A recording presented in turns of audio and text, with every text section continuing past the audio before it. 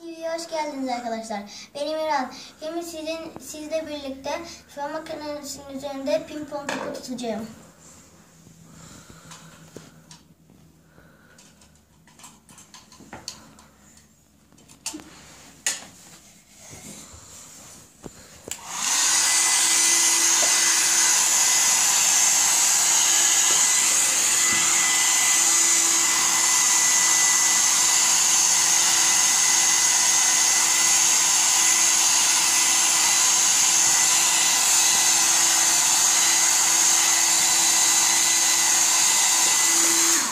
Evet arkadaşlar, gördüğünüz gibi fön makinesinin üzerinde pimpon topunu böyle yukarı aşağı doğru sektirdik.